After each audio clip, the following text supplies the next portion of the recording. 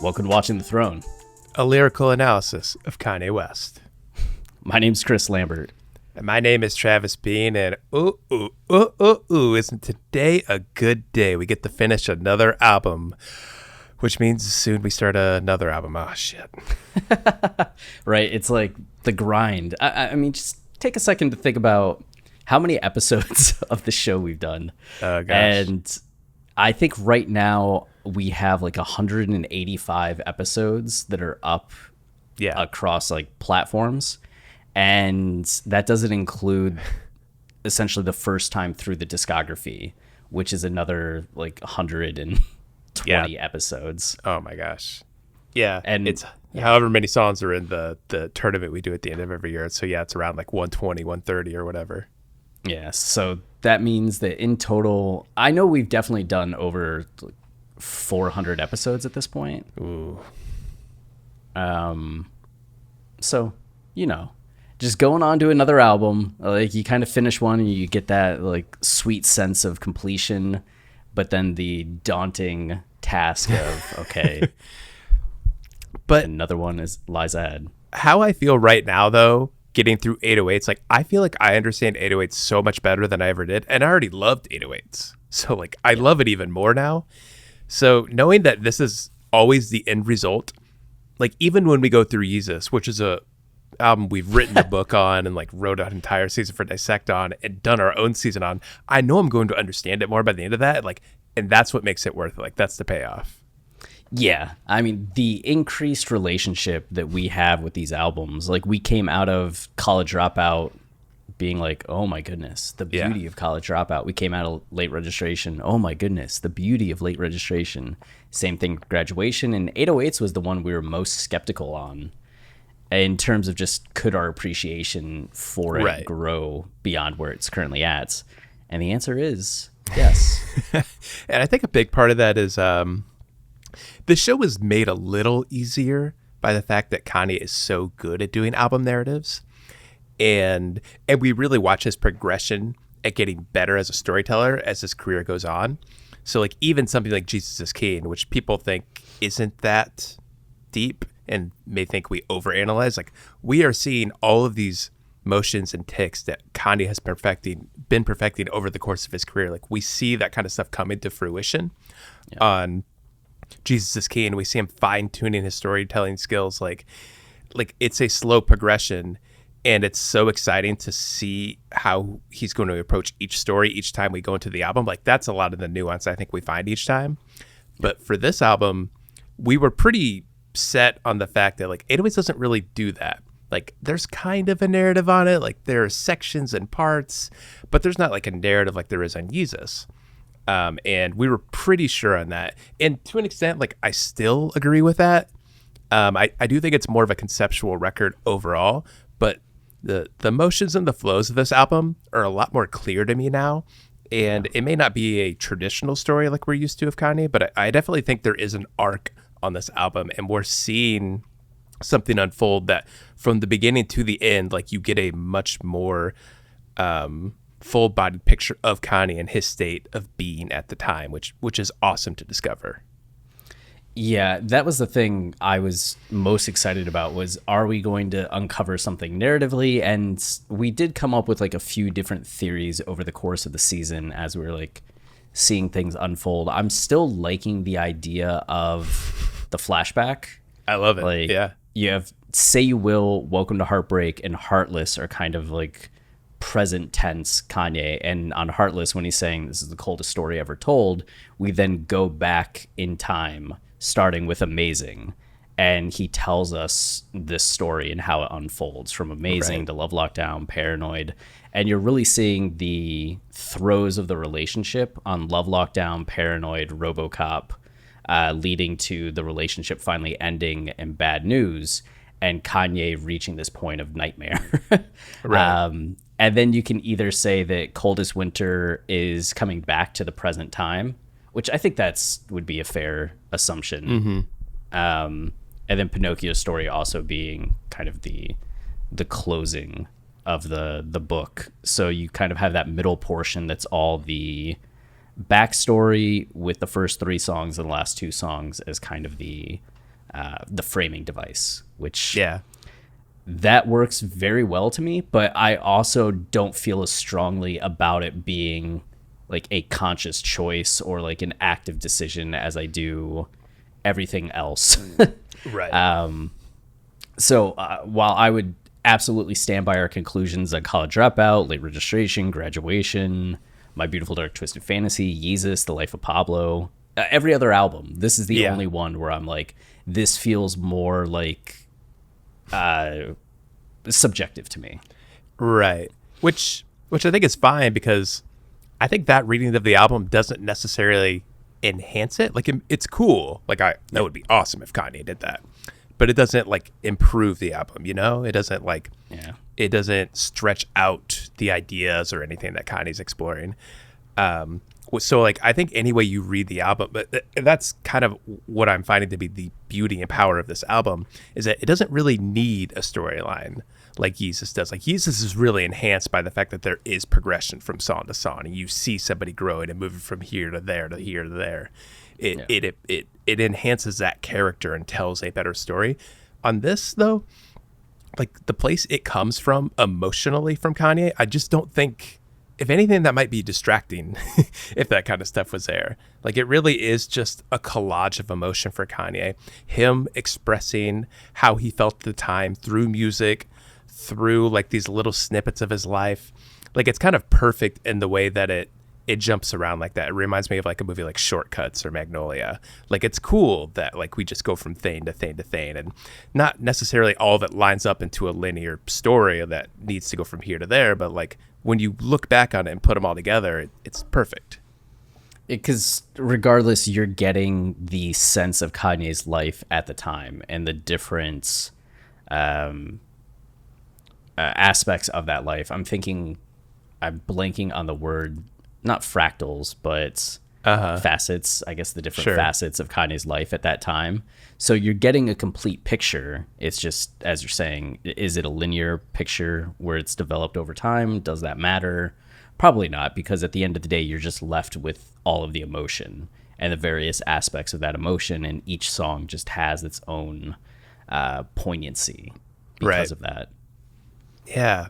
I think the other biggest thing for me, too, is that I think a big reason it doesn't really have a story and isn't like other Kanye albums. Like, Graduation is a clear-cut story. Like, you could see the character moving from place to place, the progression, like, it's told in that kind of way. But I think a big reason 808s isn't that is, I mean, as we discussed, Kanye was just in a strange place emotionally, and probably his headspace wasn't there.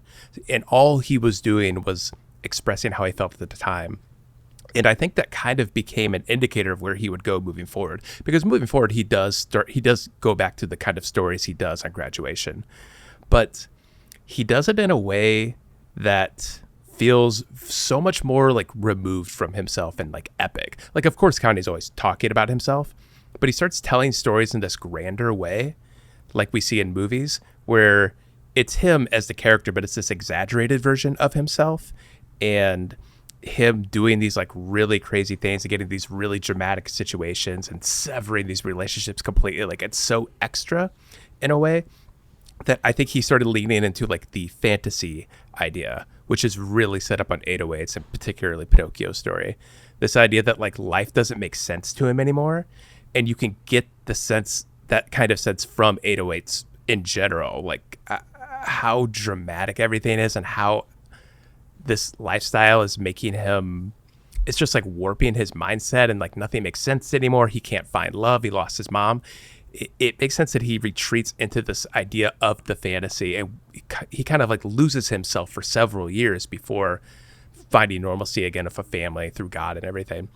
It's just so cool that 808s really sets it up, and in that way it works, like not having a story. Like, it's this demarcation point in Kanye's career that it was a difference from the old Kanye, truly the old Kanye and the new Kanye. Like, he did become someone very different, both as a person, but also artistically. Unless it does have a story. But yes, yes. Like, it isn't as needed right, because of kind of content. But yeah, I mean, even thinking back, that was I think the biggest takeaway is everything that you're saying about how much this sets up the run of fantasy albums. And when you're talking about like things becoming epic, becoming more cinematic or movie-like in their happenings, just think back to how grounded most of the songs are in College Dropout and Late Registration and Graduation. Kanye's talking about experiences that he had in Chicago, often bringing up his like friends, his family. A lot of the songs, I think you do have moments like Two Words or Celebration that kind of start to go above and beyond, just get more topical rather than reflecting on Kanye's life. But you have something like Diamonds from Sierra Leone, which is kind of this middle ground because it's not All Falls Down, it's not Roses, but it's still Kanye thinking about, okay, when I'm going to just like get a necklace, what is going on in my head? And I'm signed to Rockefeller. It's still very grounded in his life. And then Graduation, you still have Champion. You have something like Good Morning that is reflective, that is a little more starting to get outside the Kanye origin story, but and be in a scene. Like it's just a character like waking up in the morning and having some thoughts. But then you go into Champion, which is more Kanye's like life and times. I Wonder is getting a little more cinematic. Barry Bonds is getting like cinematic in some ways, but it's still, I think Graduation feels grounded in Kanye being a celebrity and in kind of the reality of celebrity, more so than going off in the direction that My Beautiful Dark Twisted Fantasy does with Monster and So Appalled. And these exaggerations, Yeezus, for example, On Sight and all of that. I think that's what you're kind of comparing, because you look at the most absurd song on Late Registration or Graduation and then compare it to the most absurd song on My Beautiful Dark Twisted Fantasy and Yeezus, and it's just completely different ballparks. And that's that difference between Kanye being more grounded in realism before 808s and then after 808s being more lost in this fantasy. And again, it's not something that I think we're saying Kanye was consciously setting up this journey the whole time.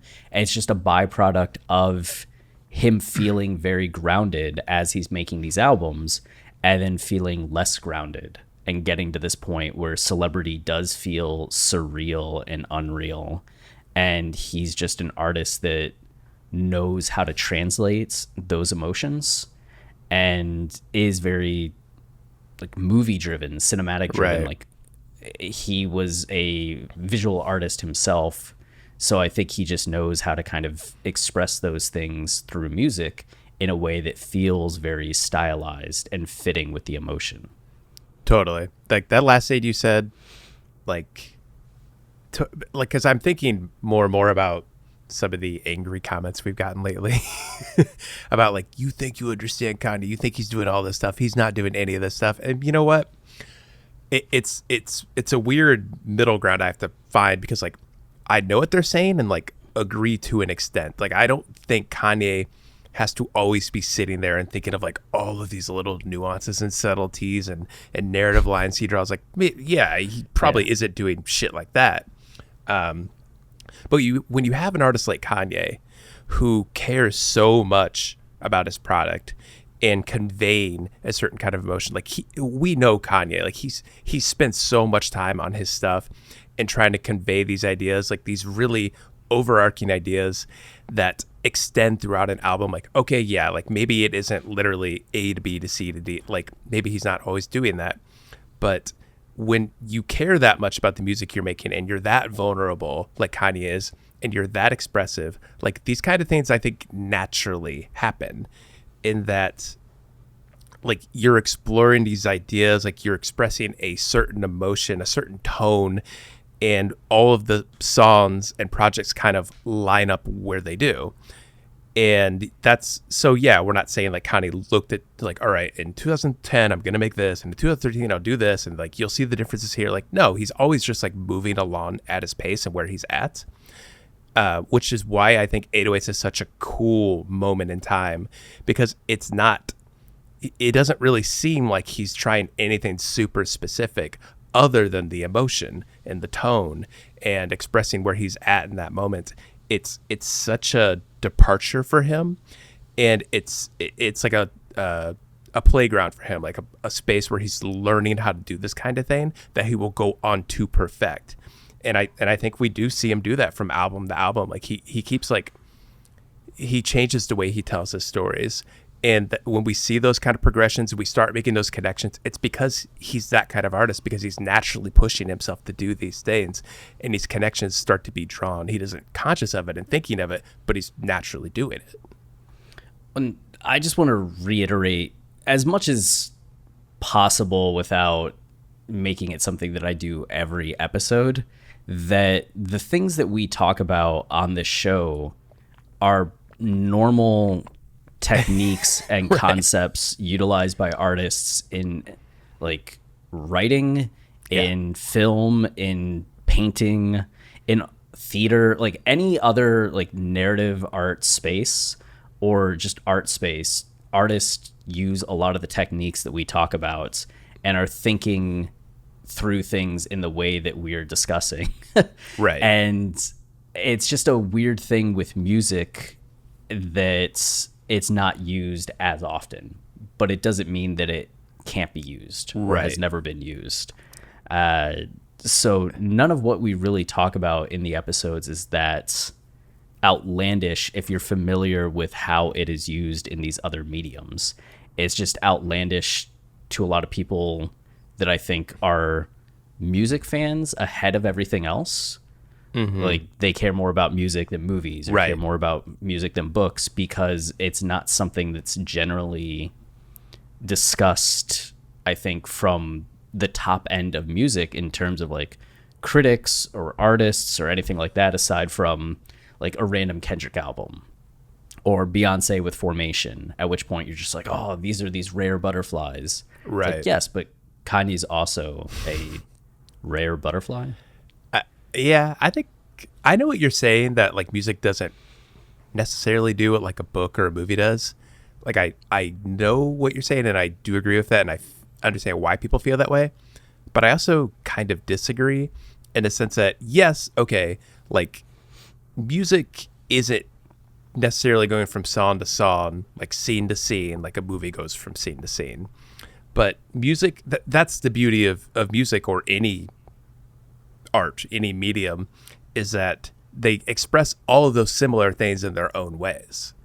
And that's what makes music special, is that, yeah, like a whole album doesn't necessarily have to have a narrative like you see in a movie, but these narratives kind of naturally come out. And you can see ideas people are trying to explore in their own ways. And kind of like we see on 808s, like maybe there isn't a story, but by the end of it, like you get the idea of like what the artist is going for, and you get a better picture of that artist, and you're able to fit it into that place and time in that artist's life and like extract even more meaning from it. Like that's what music's good at, I think. And to say something like music isn't doing that, like that's so reductive and just like inherently untrue. Like all art does it. It's just all like they do it in their own ways, and music just seems like the most removed from what's traditional, which I think is an awesome thing. Like I love that it's not traditional, and I think it's maybe the most challenging in that way to dive into an album and dissect it in the way we do, and to dissect it like you would any movie.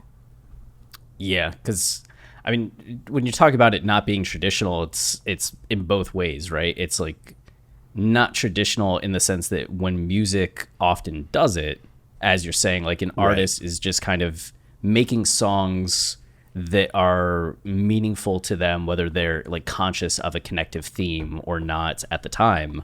And you can learn a lot by trying to put those songs in context, whether or not on the album itself there's a like overarching concept and overarching narrative. Like you listen to a Foo Fighters album from 1993, no, 1999, I don't know, and you're kind of like, oh, this is just emblematic of like where they were at this time. Let's extract information. But then it's not traditional in the sense of when they do like actively put a narrative together, like Jesus, it doesn't quite it's unique to the form of music. And Right. so breaking it down is different than breaking it down the way that you would a movie. So it's Right. cool how it works in both like that non-traditional sense applies in multiple ways.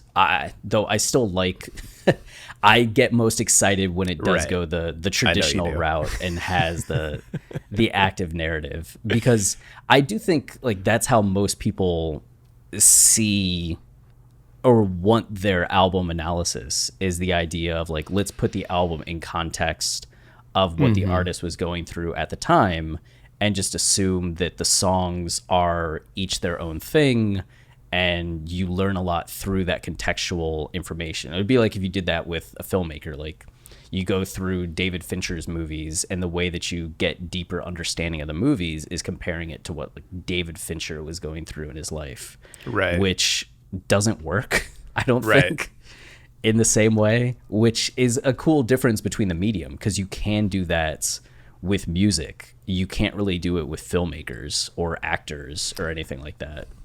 Yeah.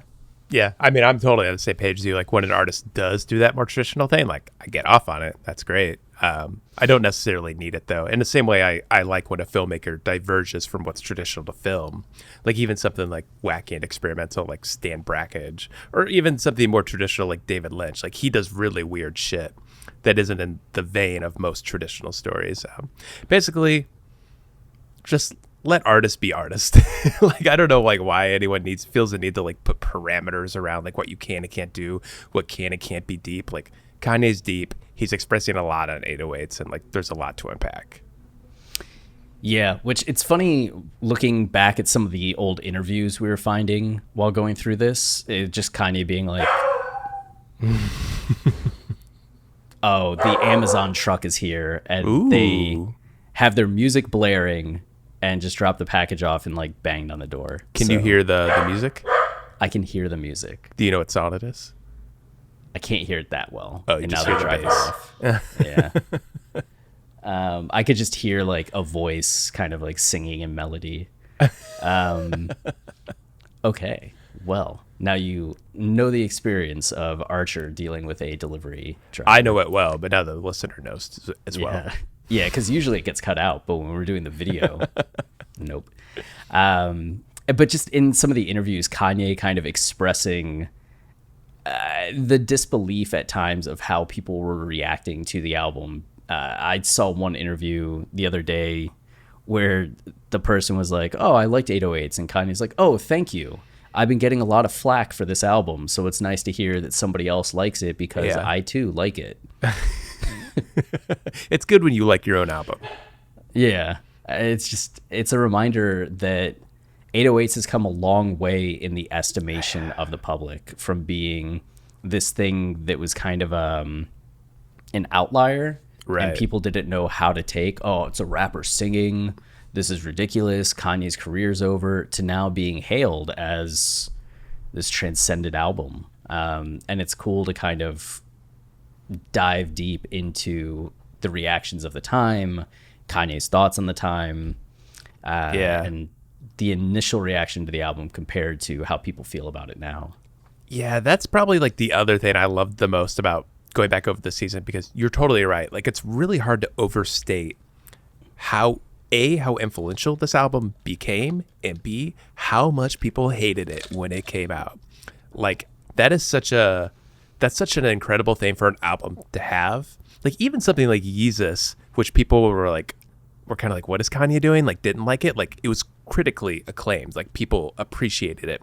That wasn't really the case with 808s when it came out. Like, it was such a divergence from hip hop and what Kanye did that people were not into it. And to see what it's become, like, 808s really is just its own thing, and that's the thing I really realized this season. And it's just nothing like any of Kanye's other albums. And Kanye's great in that way, in that every album is kind of different. Like, he's always stretching out his sound, but 808s is like the most different. Like, it's him really doing something like out there and unique, and challenging his songwriting, like challenging his production skills, removing sound. Like, his albums are always full of like sound and beauty. Like, he removes a lot of it.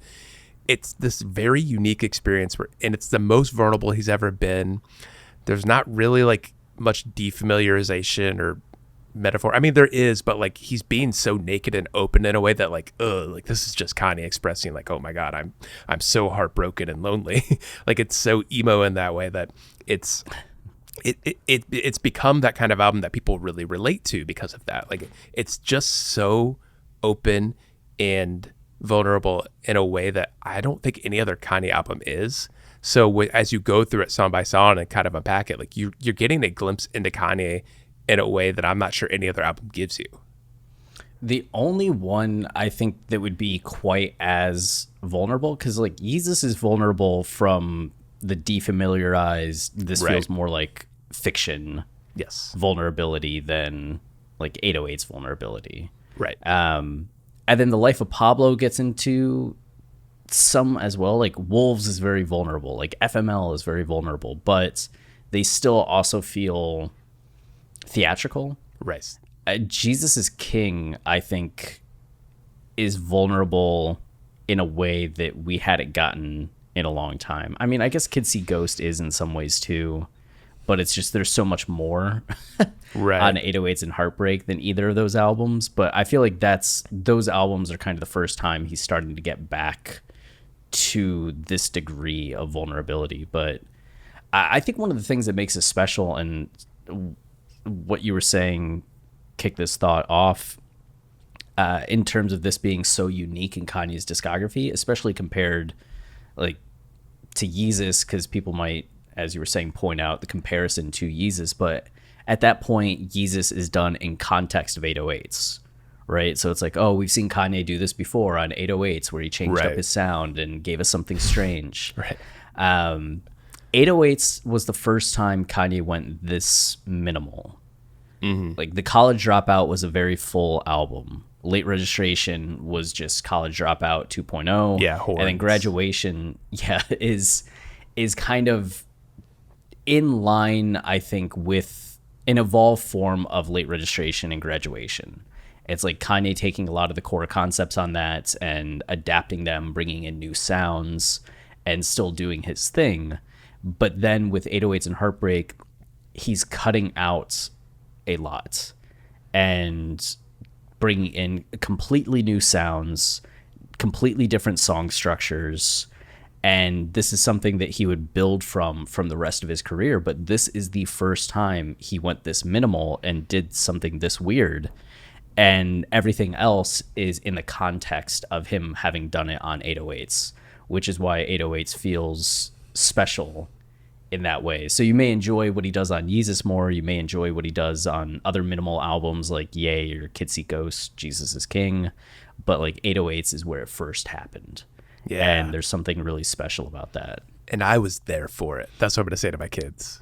Yeah. Kids, it's that time of the week where we talk about Kanye's discography. Gather around. Think you know Kanye? You don't know shit. It's a very aggressive conversation with a toddler. Yeah. And my kid's just like, Dad, like, I like Kanye. Stop. Please stop. Like, he's getting ready to release his next album. But it won't release. It'll be delayed for 2 more years. No. You're just like, son, we've been waiting for this album for 6 years. For 6 years. You weren't born yet when he announced this album. Okay. Should we get to the song rankings? I think so. Unless there's anything else you want to talk about. No, I guess I think this album had the most disappointing music videos. I mean, the Love Lockdown one is amazing, but aside from that, I wasn't really thrilled by any of the rest of them. I agree. I'm blanking on the guy's name who directed a few of them. Yeah, like he does a cool job with them. Like here's what I think about his videos. Like they have a really cool idea. Like there's like the solid idea in place for them, and you could see an awesome video coming from that. But I just think like that guy's particular style of filmmaking, it feels very like film student-y. Like it feels like the most basic way you could approach that idea and express a certain emotion. So like they're cool. Like, I like watching them, but I don't need to watch it more than once. Yeah. I said the thing about Love Lockdown, and now I'm regretting it because the Heartless and Amazing videos were also very good. Those are both pretty good, yeah. But yeah, what was it? It was Welcome to Heartbreak, Paranoid, and Coldest Winter. Paranoid, and Coldest Winter. Okay. All had the same director. Yeah. And then if you count, okay, We Were Once a Fairy Tale, then my statement is much more controversial than I initially thought it was going to be. And now I'm regretting making it. We Were Once a Fairy Tale, if you count it as a music video, arguably... For See You in My Nightmares. Yeah, for See You in My Nightmares, arguably the greatest aside from Runaway, if you count that as a music video. But, okay, then Heartless and Amazing are good. But kind of incredible that basically we get 7 videos for 12 songs. Yeah, that is something, right? That's if you include Pinocchio's story, which wouldn't really have a video. So that's 7 for 11 songs. That's also crazy. It's just like, it's funny to think that this album had the most and The Life of Pablo only had 3. But what if 3 they were, you know? That's true. If you're only going to do 3, you got to do 3 that good. Okay, so song rankings. Yeah. So do you have your old song rankings pulled up? I do. Okay. I think that'll be interesting to go back and see how different they were, if they were different for you. I think there's some interesting differences in mine. Mine are slightly different. Not as different as I expected as I was going through, but do we say what it was previously? Like number 12 previously was this and number 12 now is this? Yeah, I guess you could just note if it's a big jump. Okay. Or if it's notable. I guess, yeah, you can note it each time, sure. Okay. So, Chris, what's at the bottom? For number 12, previously it was See You in My Nightmares. Really? And now, yeah. Oh, yeah. Wow. That's what it was the first time. And now it is Paranoid. Paranoid, okay. Yeah, I could get the sense you didn't really like it that much. Yeah, I still really like the beat, but it just doesn't feel like it's doing as much as some of the other songs. Yeah, right.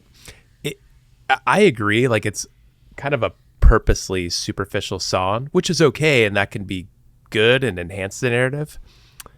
But I guess lyrically and narrative wise, it isn't adding too much.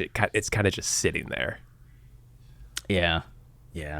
But I love the sound of it. So yeah,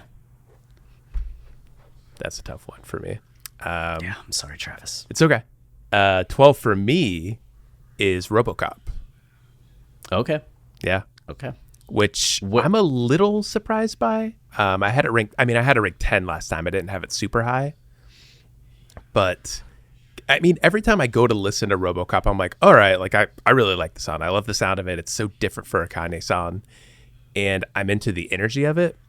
But remember in their episode, we were researching it, and Kanye said like he never quite got it to the point he wanted. Yeah, you feel that? Yeah, like it was a song Kanye really wanted to make perfect, and I kind of see it. Like it has all of these elements that are so Kanye, like, you know, the violins, the reference to Great Expectations, just the soaring sound of it, the kind of not ad-libbing, but him just like talking at the end. Like it has all these parts that I'm like, ooh, yeah, like that's stuff Kanye does really well. But I think maybe it's stuff Kanye would just eventually master, do better. Yeah. And I think that's the sense I get from it. And now I do kind of agree that like it never gets to the place he probably wanted it to get. And it just, like, while I like the sound of it, it never soars in the way that kind of like special Kanye song does. I get that. I mean, I have it as my number 11. I had a feeling Paranoid and Robocop would be your bottom two. Yeah. And, you know, the thing that, talking about the music, I love the outro. Like, You Spoiled Little LA Girl is one of my favorite moments on the album.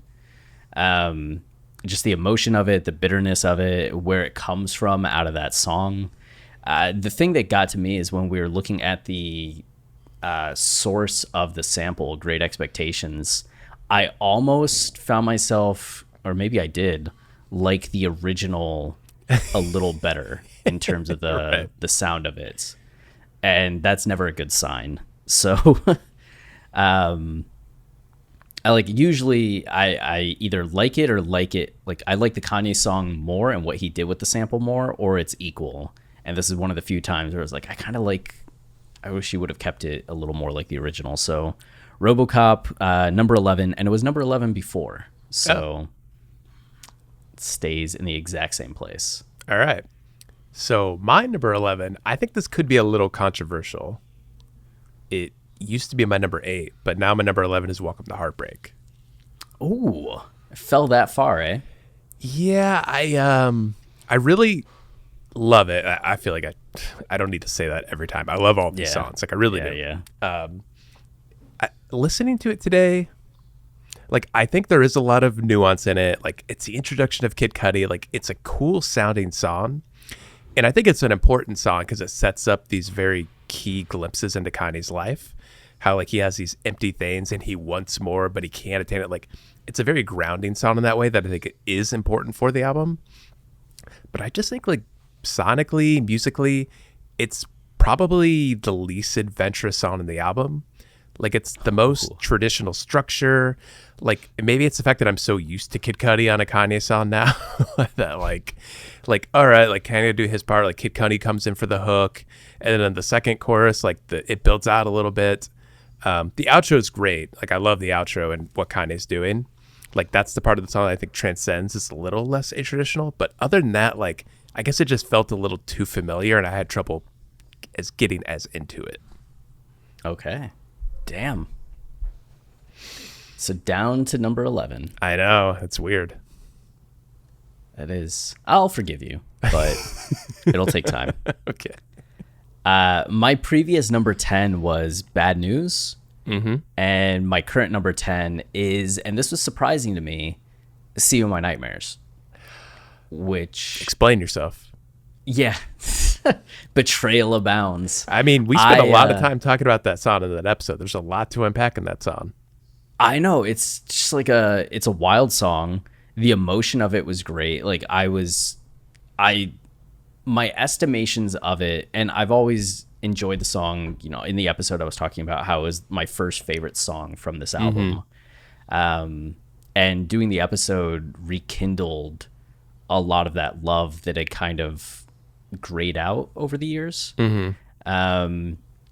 But I still found myself as I was ranking them being like, oh, would I rather, like, do I have a stronger response to seeing this song title or like hearing the opening notes of this song? Man. I was just like, yeah, the others still like get me just a little more like hyped than what See You in My Nightmares currently does, which is not like a negative thing about See You in My Nightmares, because obviously from the episode I'm amazed and love this song, but yeah. Yeah, it just isn't your kind of sound. Yeah, in comparison to the rest of the songs and Right. what they like give to me. Yeah, I get that. That makes sense. Number 10 for me.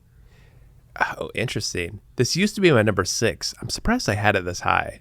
My current number 10 is Coldest Winter. Oh, I thought that actually would have gone up after the episode, so that's surprising to me. Yeah, I think it's more that like I love the drums in that song, and I think there is a cool like musical progression throughout. And it's an important song to Kanye's career. But I think I think this time through I just appreciated the song more in the narrative sense and what it represents at the end of the album as this cap than I actually like it. Which like it sounds cool and it's great, but it feels more like an album track in that way, that the sound of it and the lyrics to it are important to like rounding out the album, as opposed to like, I mean, it's just like a short song and it's kind of one sound the whole time. Like it just kind of is what it is. Like I enjoy it and like it, but I wouldn't put it above like songs. Right. Okay. Huh. It's funny between the last two, where Welcome to Heartbreak was too traditional. Yeah. And then Coldest Winter, I feel like, is much more atypical. Right. and but that one also just didn't satisfy in some ways. So there's like a middle ground between those two extremes. It's like Yes. perfect for you. Right. Okay. My number 9 had been what? It was See You, Robocop. Bad News was the previous number 10. My previous number 9 was Coldest Winter, and now it is Bad News. My number 9 is also Bad News, and my old number 9 was Bad News. Okay, so Bad News, just 999s. Yeah, bad news for bad news. Which this was another one. I love the outro. I love the emotion. I think I feel more about like what you were saying about this feeling like very album cutty and loving it in context of the experience of the album more than as a song on its own. Like I could see putting See You in My Nightmares ahead of this for me. But also there's just something about the emptiness and the emotion and singing along to Bad News that I think I like the whole experience of it a little bit more than See You in My Nightmares may have some moments where I'm like, all right, I'm like, get to the next part. Yeah. Yeah, Bad News is great. Like, and I definitely have more appreciation for it. I have more appreciation for it, even though it's at the exact same position it was before. But I do think now, I think before I was like, it's a cool song and it has cool moments, but now I think the song really does transcend in a way that I want a Kanye song to do. Like, I think from here on out, every song in this ranking is a transcendent song. Like it does something that elevates above what I expect from like just a song or like any piece of music. Musically, I mean, it just like throughout Bad News, like the way it builds, the places it goes, like those drums at the end, like it's just such a cool sound that I love. And the fact that it's at number 9 just means there are 8 fucking amazing songs above it. Well said. Well said. For number 8, my previous number 8 was Amazing. And my current number 8 is Coldest Winter. So Coldest Winter rose up from 9 to 8. It's just because the emotion at the end and the spring moment, there's just something that I look forward to every time.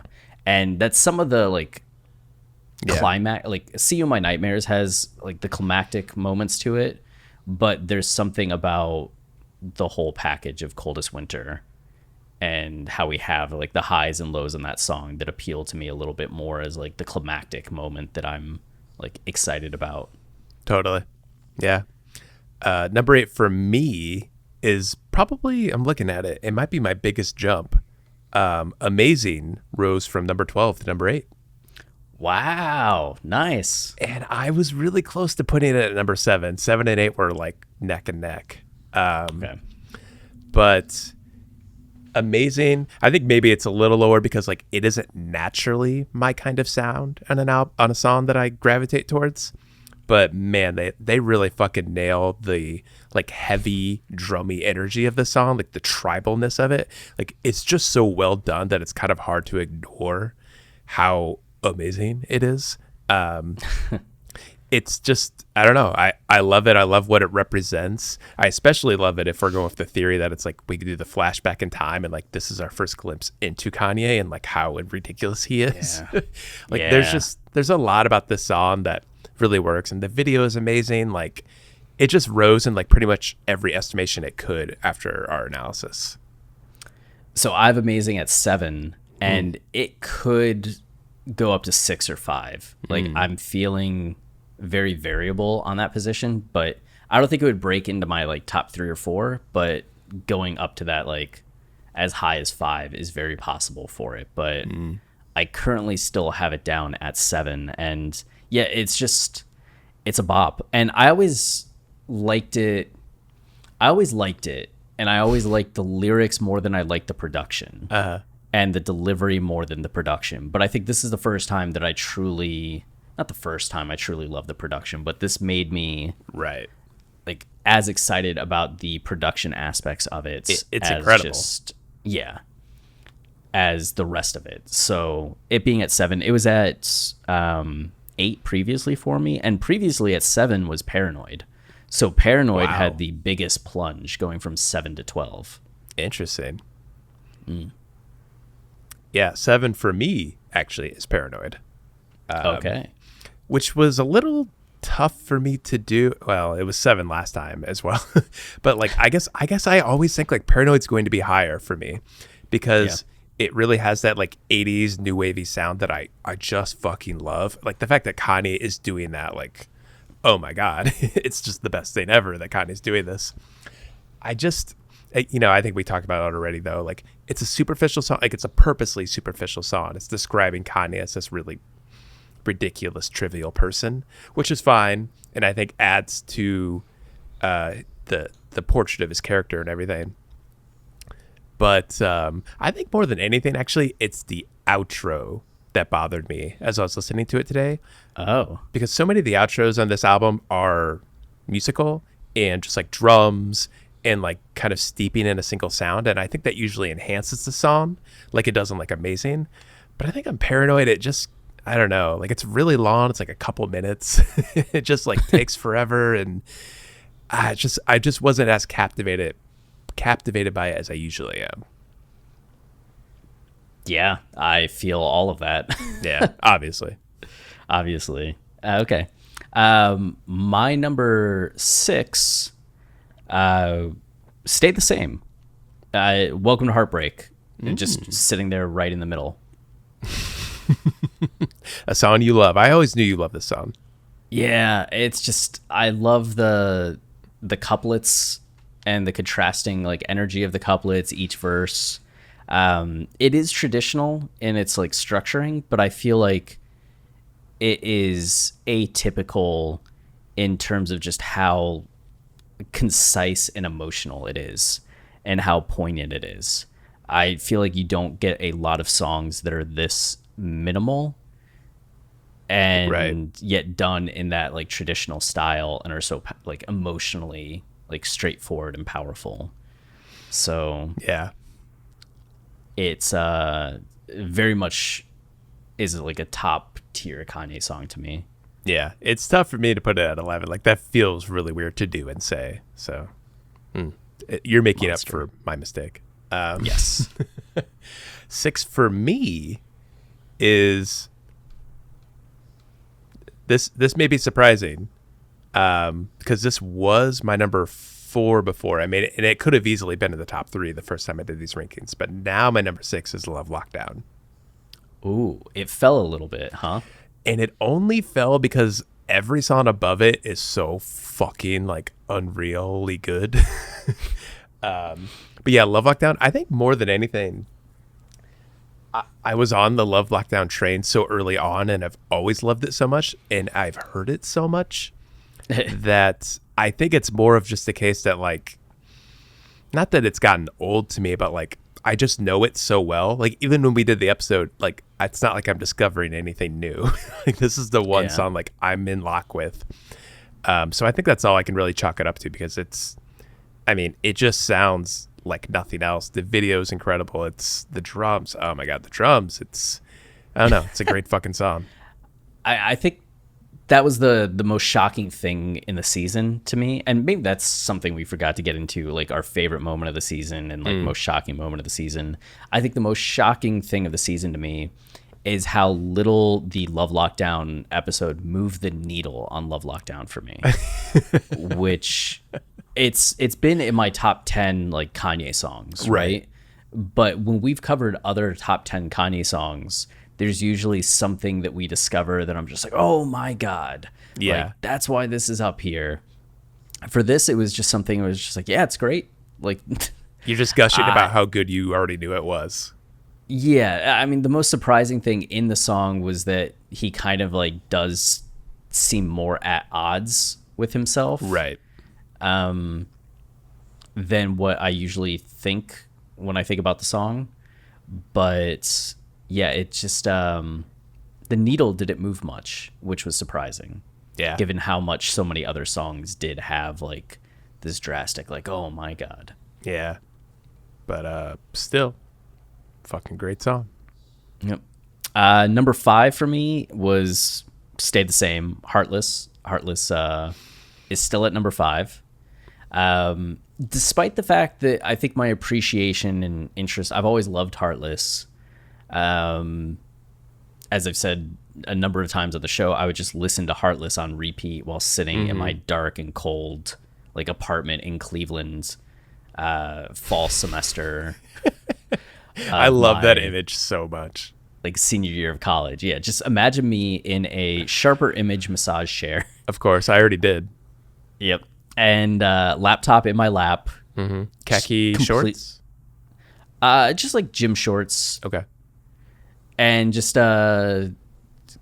cold, depressed, lights out, even though my roommates have the lights on in the rest of the apartment.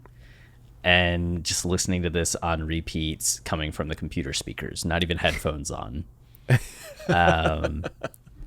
So I think the narrative aspects of it that we kind of unlocked are very interesting in terms of how it sets up a lot of the character arc and the transformation of the character on the album. So there's a lot more nuance that came out of this song than, say, Love Lockdown. But just still stays at 5. Yeah, it's still just like, not to diminish it at all, but like it is kind of a radio song. Like it's so familiar in that way. In a way Love Lockdown isn't. Like Love Lockdown, you're like, holy shit, like what is the sound? Yeah, Love Lockdown's the epic of the album. I say all that, but my number 5 is Heartless. Okay. Where was Heartless before? It was number 11. Wow. Okay, so this is the biggest jump. This is my biggest jump for sure. Okay. Explain. This to me was like, this was the real nugget of the season for me. Like this is what I discovered is how to appreciate Heartless. Because before, like I said, like it is kind of a radio song. Like it's familiar in that way, but there are all these little touches Kanye puts on it. I think more than anything, it was just the fact that it was such a signal of where Kanye would go with his character in painting somebody who is heartless, who is vengeful, who feels this need to like combat the negative energy in his life with like more negative energy. Like it was just so cool to see him like fine tuning that and like figuring out that character that he would go on to perfect, obviously, in something like Jesus. But I just love, like, I guess it was like a special moment in time for me, like that particular episode, like finding that out and realizing like the importance and significance of Heartless in a way I'd never had before, because before that it was just a song that annoyed me because I had to hear it 8 times a day when I worked as a lifeguard at the pool. Now I'm like I feel connected to it, maybe not lyrically, but like in what we do in this show, I'm finally like, oh shit, like Kanye was doing something. Yeah, there's like work here. It's not just like our relationship is over and I'm sad and like you're kind of mean. Yeah, and it's not even like I always thought of this song as like, oh, Kanye's just talking about some girl who's terrible to him, and that's all I can chalk it up to. Like, no, like this is a song where Kanye's revealing his faults and how he's going down a bad path. Like it's such a vulnerable song in that way. Yeah. Okay. Nice. Good on Heartless. Number 4 for me also stays the same, and that is Pinocchio Story. My number 4 as well. Yeah, and it's one of those things where we like geek out about it on the episode and like the form and function and all the amazingness, like that it's not a song, that it is this live performance and the implications of that. That is incredible, but still, like you still like songs that are also doing interesting things. I think more than a song that is like not a song but doing interesting things. Right. So it's high up because it is as amazing as it is, despite not being like a traditional song. But the traditional songs that are still evocative and emotional just go a little higher. Yeah, completely agree. And that's the exact reason I have it at number 4, because the top 3 to me are that. Like they're songs that are like, in addition to being important and transcendent, like you can listen to them and like they are doing all these cool things musically. But yeah, Pinocchio's story, I mean, it stays as high as it is pretty much because of how important of a song it, like it might be the most important song in the album. So as a Kanye fan and as like somebody who hosts a Kanye podcast, like I'm obligated to keep it high. But if I'm like, the ranking, it just is what it is.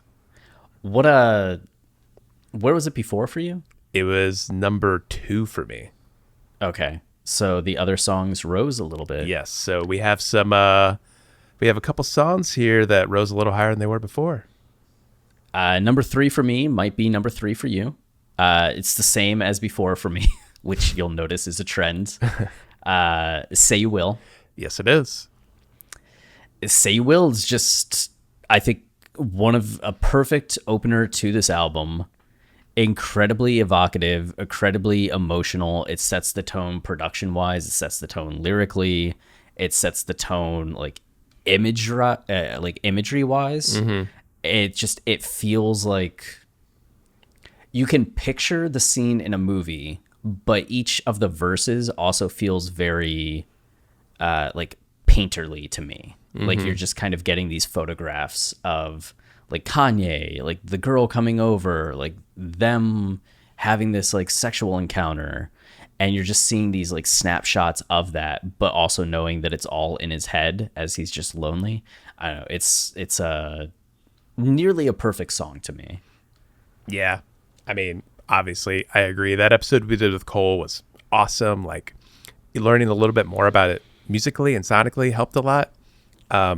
And now when I hear that song, like it soars in a way, like the way you're describing a movie, like it soars in that way. Like when I see something like really profound and visually intoxicating in a movie, like that's what I now get from Say You Will. Even those final 3 minutes where nothing's happening, where Kanye's not talking, like it's so moving and like it builds and changes and fluctuates enough that like I can see things happening and I can see Kanye's mental state like changing. Like it's so evocative in a way that music rarely is, and it's such an atypical Kanye song too, especially it being the first song on this album. Like we had never heard a song like this from Kanye before, so to hear him doing this kind of thing this well right out of the gate is, it's just fucking mind-blowing. I think the thing that like stands out to me too is that it doesn't feel like he's ever repeated what he did with Say You Will. And I think you could say that about most Kanye songs. Like Kanye very rarely repeats the same song. And that was the thing that was like jumping out to me when I was doing that like Los Pollos TV song battle, which like Kanye versus Drake. So many of the Drake songs, yes, like even if the production was kind of unique, you're just like, okay, this feels like the same like beats per minute, the same overall structure of having this like kind of beautiful intro, and then Drake coming in and just doing like the same flow that he always does and talking about like the complicated relationship he's having with this girl and how like awesome he is. And I was just like, the song is just the same as like the other 5 songs. Say You Will, I feel you've never gotten another Say You Will, and that's a great thing. I completely agree. I was making myself not talk about Drake, but you went there, so I'm going to jump in too.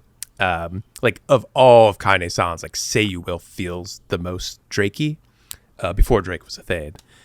And yeah, just like that's how I feel about most Drake songs. Like they're good. Like I know they're good. They're technically good. But I haven't heard a single one yet that feels like Say You Will and is like as transcendent as Say You Will. So Say You Will so simple. It's just, that's it. Like it's incredible how much they extracted from something so simple. Yeah. So number 2 for me is Love Lockdown. Nice. Was that your number 2 before? It was my number 2 before. Okay. And is your number 1 the same? Yeah. Oh, okay. Gotcha. Okay. But Love so Lockdown. everything from like 6 to 1 just stayed the same. Oh, okay. I Love Lockdown, which is weird because I put Love Lockdown in my top 10, and I don't think I put Streetlights in my top 10. But I have Streetlights consistently ranking above Love Lockdown. It's weird. I feel like Streetlights is just kind of like its own thing to me. It's like in a realm of song where Right. we talked about like with Yesterday and with a couple other songs. It just like, I don't know. But Love Lockdown is the epic of the album, as I was saying earlier, and I love the epics on each album. It's the thing I'm most excited about. Each Kanye album is, oh, what's the epic going to be? Whether it's, you know, Runaway, Ghost Town, Blood on the Leaves, Reborn, Last Call. I always am drawn to the epics. So Love Lockdown, it just consistently and continually impresses me and blows me away. Yeah. Great fucking song. Number 2 for me was my previous number 1. See You in My Nightmares. Drop down to number 2 because good old Streetlights. Good old Streetlights. I mean, See You in My Nightmares, I really love, and part of my love for it is the fact that like it's not a song a lot of Kanye fans like, although a lot of people express love for it on Twitter actually. So maybe the tides are changing. I just know every year in our song tournament it never does well. So I just it goes out very quickly. Yeah. But man, that song, I get not being attracted to the energy of it, but I love it. Like, I love how like disgusting it sounds and nightmarish it is and how ridiculous Lil Wayne is. Like, to me, it's just like the perfect. Yeah, it's just like every piece is working in the way I want, and I like this kind of sound. So it's just always been one of my faves. Nice. Nice. And then Streetlights. And then Streetlights. And Streetlights is just a perfect song. Yeah. I don't know. Like, Streetlights is just amazing. It's amazing. Form, function, the production, how mesmerizing it is. Like, it's trance-like, it's enchanting, it's bitter, it's sad, it's hopeful. There's just so much baked into this with it being not a lot going on. Right. It's a weird song. I totally know what you mean when you say like it's a song that exists outside of music almost. Like, it is its own thing. And it's so rare to find any piece of art like that. Like, it feels like a pour into your own soul or forces you to look at yourself in a different way. Like, it is that kind of song. And I had it at number 3 on our last rankings, and it moved up to 1 just because of the conversation we had about it. Like, because it's so simple and broad and vague, and like the imagery, like all of that together, just it creates this strange space that this is the kind of transcendence and power you look for in music. Like, it exists outside of something that's familiar and forces you to go to this new place. And you listen to that episode, like, we're barely even talking about the lyrics because all the lyrics are pretty much the same throughout the entire song. Like, we're just forced to like think about ourselves and where Kanye is in his life and think about everything philosophically. Like, that's so incredible that one song, one simple song that isn't even that long and has that many lyrics, does something like that. Yeah. And I geek out over form and function meeting. And there's one thing to like repeat content. And this was a big thing I was talking about in that episode, but I want to reiterate, because somebody was saying like, why don't people like Remote Control from the Donda Listening Party, as that seems to be the song that like most people are clowning on. And that was the song that was most disappointing to me because it felt like, at least without any further context and like narratively or lyrically going over it, the one that was just the most repetitious. It's also my biggest complaint about Whole Lotta Red, which a lot of people, like for Playboi Carti, really love that album, think it's a masterpiece. But to me, it just repeats too many things. It like loops too much, whether it's production or lyrics, without having any like a reason for it. And Streetlights repeats, but there's a reason for it, as it's emblematic of like the streetlights passing. And just being able to convey that moment by moment passing where everything is like the same, even though it's different, stasis. But it feels the same. Yeah, that stasis. And the hope that you will get to your destination, but you have to just have these like repetitious moments go past you again and again. It's amazing to like be able to capture that in a song lyrically is incredible. And also the fact that that chorus when it repeats that last time, and like the repetition is happening over and over, and while the repetition is happening, like the autotune is slowly fading out of Kanye's voice. Yeah. Like that's that's an epic choice right there to make. So that's again another case. Like I totally agree with you. Like repetition for repetition's sake. Like unless there's real beauty to it, like there's no real reason to do it, and it's just becomes stale. But Streetlights is not stale at all. It's always changing and always conveying new ideas. Yep. Amazing song. So number 1, nice. Yeah, Glad we arrived on the same place there. Let's see what happens with My Beautiful Dark Twisted Fantasy. Yeah, gosh, man, what is going to happen? Are any of the songs going to be that much of a surprise for me? I guess it's probably going to happen, right? I would imagine, but I know that I album wonder. so well. I've listened to it so many times. Like I've listened to 808s a billion times. I've listened to My Beautiful Dark Twisted Fantasy 2 billion times. Yeah. I think the thing that's has the most room for potential is the fact that our first time through, maybe not the album, maybe when did we start like really looking into references and samples? Probably not till like halfway through the album. Like, were we doing that by the time like So Appalled was there? I don't Did it start think with so. Devil in a New Dress? It might have been like Runaway. Or Hell of a Life, which, so there's a lot of potential in that upfront portion of the album to really have this like major perspective change on some songs that will then reinforce like things that we know to be happening on the back end of the album. Right. So that's exciting. Yeah. Like I feel like there's going to be a lot of room there, even just getting into the King Crimson sample in more detail on Power and Right. Yeah. But that's if only if Donda doesn't come out. If Donda does come out, then we're getting some fresh material to go over. Yeah. Just in time for my vacation. Kanye does it again. Oh yeah, wait, when do you go on vacation? The week after next week. Okay. I just like how he also So released Jesus is King right when you went on vacation.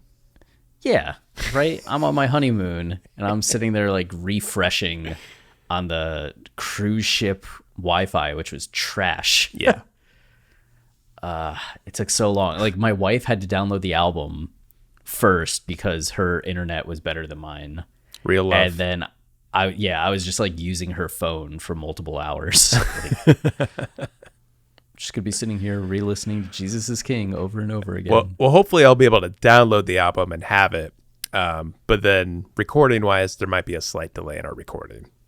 Yeah, we'll get like a handful of episodes, have a little bit of a break, and then which people might back to appreciate. Which people might appreciate. It might be like helpful for us, you know, just to have true. more time with the album. And Yeah, I could be in Washington looking at the mountains and like suddenly I understand remote control. well, that's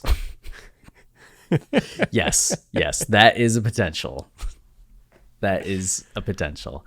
All right, well then we'll be back with a whole new season very soon, and we are at this point like a little over 24 hours away from hearing Donda for the second or third time.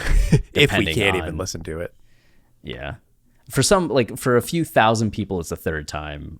Yeah. Is there going to be a live stream? That's the last thing. But Kanye has like a marching band performing. There's this whole like concert aspect to it. Yeah. I can't imagine he would bring in so many people and then not have this one be visual. Yeah. Also, wouldn't Apple like want to live stream it again? Like Kanye was breaking records for them.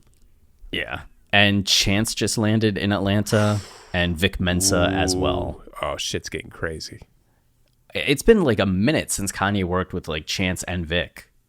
So this is, I mean, Jay Electronica was just there. He's bringing in essentially everybody. Yeah, everyone. What the fuck is happening? Yeah. Okay. We'll see. We'll see. Well, all right. 808s and Heartbreak. Love it. Love it. Love it. Need to be stated again. Mm-hmm. But until the next album, whatever it is, we just need everyone to please stay wavy.